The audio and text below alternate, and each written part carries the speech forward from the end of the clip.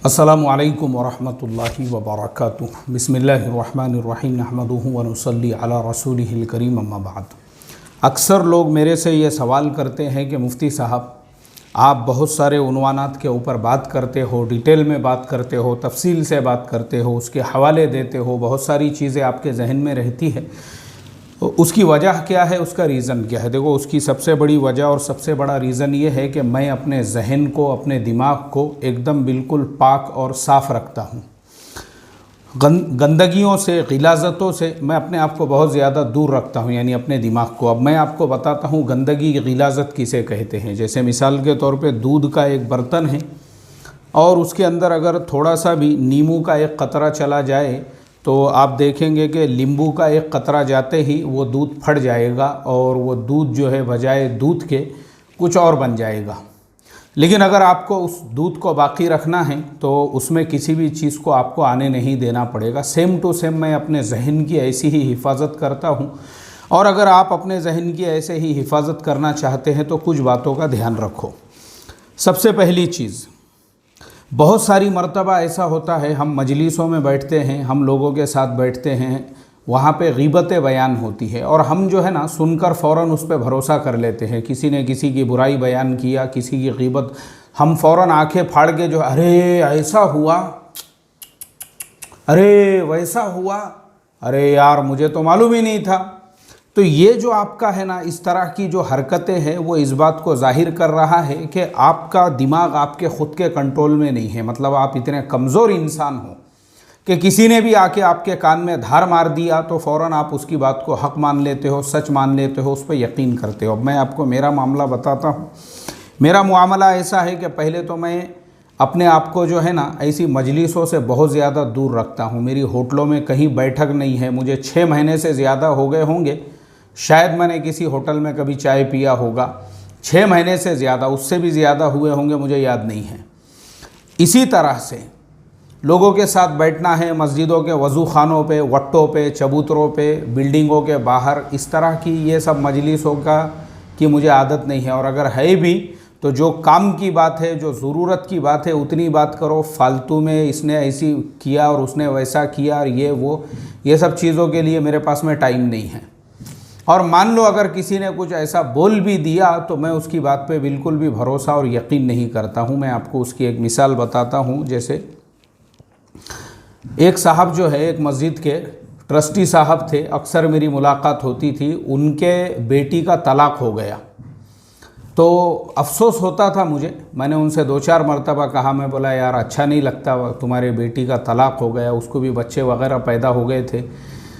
तो वो हमेशा बुराई बयान करते थे अपने दामाद की। अरे हमारा दामाद ऐसा जालिम है, वो वैसा है, वो ये है, वो है, वो इतनी बुराइयां बयान करते थे। और सिर्फ मेरे सामने नहीं बल्कि मस्जिद के लोगों के भी सामने, महल्ले वालों के भी सामने, बस्ती वालों के सामने, सब लोगों को ऐसा लगता था कि यार वाकई में भी वो जो दामाद है बहुत ज़्यादा जालिम है, जाबिर है, उसकी माँ ऐसी है, उसका बाप वैसा है।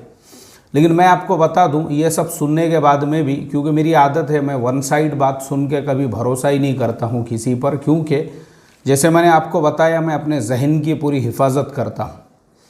अब इत्तेफाक ऐसा है, वही दामाद, एक मरतबा मैं ऐसा रोड से गुज़र रहा हूं और वो दामाद मुझे अचानक में नज़र आ गया, अचानक में, और मैं जानबूझ के रुका वहाँ पर।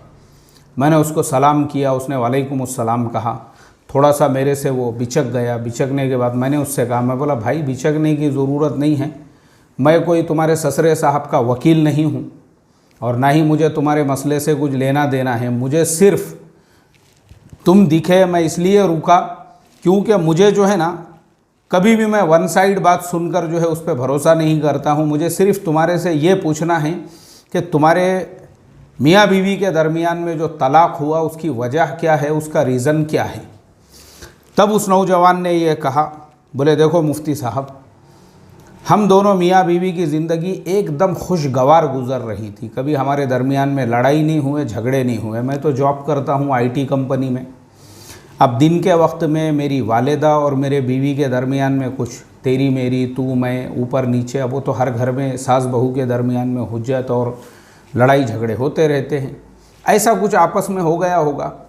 तो मैं जब भी शाम में आता था, इन दोनों का रोज़ाना झगड़ा रहता था और मैं दोनों को भी समझाता था कि भाई तुम लोगों को कम से कम इतना सेंस होना चाहिए कि मैं जहाँ से काम करके आया हूँ, मेरा ऑफिस यहाँ से 32 किलोमीटर दूर है, वहाँ जाना और आना यानी 64 किलोमीटर की ट्रैवलिंग मैं कर रहा हूँ।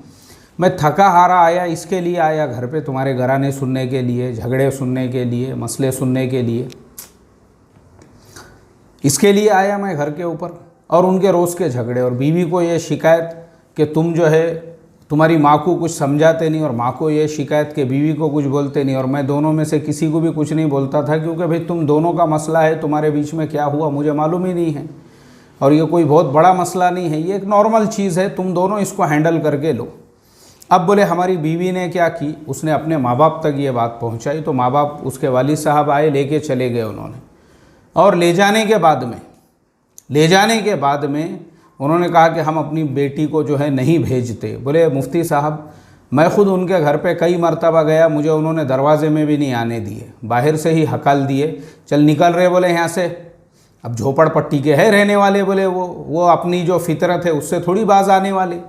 दादागिरी भाईगिरी वहाँ तो आम है, गली महलों के अंदर रोज़ाना लड़ाई झगड़े, पुलिस कोर्ट कचहरियाँ, ज़रा सी बात के ऊपर वस्तरे और सत्तूर, ये सब तो आम है बोले वो एरिया के अंदर। गया कि दादागिरी वाली ज़ुबान, दादागिरी लाएंगे, ए चल रहे निकल रहे बोले उधर, आना नहीं यहाँ पे। तो मैंने बहुत कोशिश किया समझाने की और उनको बताने की और बोलने की, नाइज आखिर को मैंने ये तक कहा ठीक है मैं मेरी वालिदा को छोड़ देता हूँ, वालिद साहब वालिदा वो रहेंगे अपने घर में, मैं अलग घर लेके तुम्हारे बेटी को रहे। अरे आना ही नहीं बोले, तेरे को समझाए ना साले, बोले छक्का है बोले, तू नामर्द है, तू तेरे माँ के सामने तेरी ज़ुबान नहीं खुलती। और बोले भाई मेरे को मालूम ही नहीं है तुम दोनों के बीच में क्या हुआ, तो मैं क्यों दोनों में से किसी की साइड लेकर बात करूँ। नौजवान का बोलना ऐसा था। बोले मुफ्ती साहब उस खबीस इंसान ने जब हद हो गई, क्योंकि मेरा तो बच्चा भी था, मुझे बच्चे को भी देखने का था, बोले उसने मुझे जो है ना, उसने अपने को जो गुंडों के साथ में, जो उसके साथ वाले गुंडे थे उनके साथ में उसने मुझे अपने घर के दरवाजे के सामने लीड़ा के मारा है। बोले इतनी बड़ी दाढ़ी, मस्जिद का सेक्रेटरी, इतनी बड़ी दाढ़ी, मस्जिद का जिम्मेदार बन के बैठे हुआ है, और मुझे अपने घर के दरवाजे के सामने ऐसा लीड़ा के ज़मीन के ऊपर ऐसा लीड़ा के मारा है बोले उसने, और उन्होंने और उसके साथ में जो उसके 2-4 पंटर थे, और मुझे ये साफ तौर पे कहा, इसके बाद आया ना बोले बेटा तेरा मर्डर ही कर डालते हम लोग अगर ये गली में दिखा तू तो, समझा रहे बोले तूने, इसके बाद में आना नहीं यहाँ पर।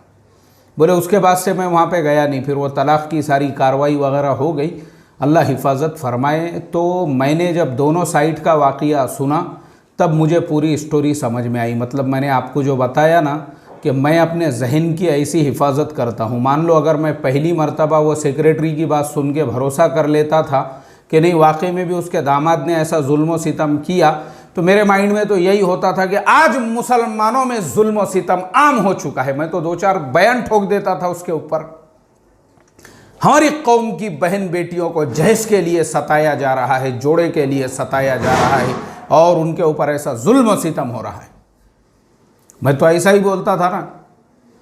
लेकिन जब मैंने दोनों तरफ की तहकीक किया और जब दामाद से भी मेरी मुलाकात हुई और उन्होंने ये पूरी स्टोरी और कहानी जब सुनाई, तब जाके पता चला कि वो इंसान कितना बड़ा झूठा था, और दामाद के ऊपर बहतान लगा के उसी को बदनाम करने के ऊपर बदनाम करने में लगा हुआ था। और सुनने वाले भी हमदर्दी में, क्या यार आज के ज़माने में लोग कैसे लालची हो गए, क्या आज के ज़माने में लोग कैसे हो गए।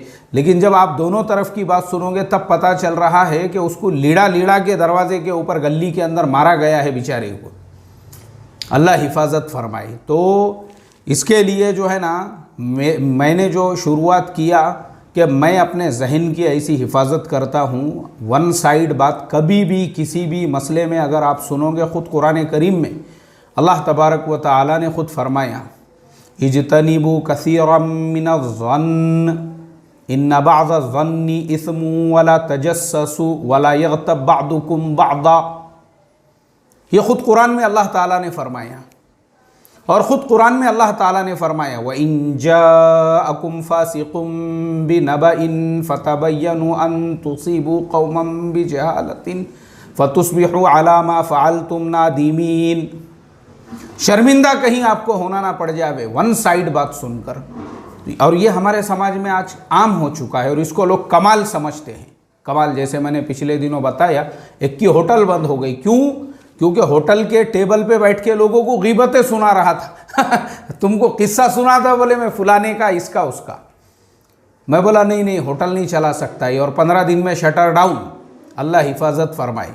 तो कैसा है, ये कुछ लोग जो है ना वो मानसिक बीमार होते हैं, मेंटल पेशेंट होते हैं, और उनका काम ही होता है, उनको मज़ा आता है गीबत बयान करने में, मज़ा आता है गीबत सुनने में, मज़ा आता है फिर उसको दूसरों तक पहुंचाने में। ऐसे लोग मेंटल पेशेंट होते हैं। तो अब आपको फैसला करना है कि क्या आपको ऐसा मेंटल पेशेंट बनना है, मनोरुग्ण बनना है, मानसिक बीमार बनना है, साइकोलॉजिकल जो है मरीज़ बनना है, या फिर आपको अपने माइंड को ऐसा हेल्दी रखना है कि आपने कोई किताब में से कोई चीज़ पढ़े तो सालों तक आपके जहन में रहना चाहिए, वो वाक़या आपको बरसों तक याद रहना चाहिए। उसका एक ही रीज़न, अपने जहन को पाक रखो, साफ़ रखो, हर चीज़ आपको याद रहेगी। और इस तरह से एक तरफ की बात, जैसे मैंने अभी आपको ये वाक़या सुनाया ना, बहुत मिलेंगे आपको ऐसे इस तरह के। तो अपने आप को गीबत की, चुगलियों की ऐसी मजलिसों से भी महफूज रखना ज़रूरी है। अल्लाह ताला हम तमाम को अपने जहन की हिफाजत करने वाला बनाए। अस्सलामु अलैकुम व रहमतुल्लाहि व बरकातुहू।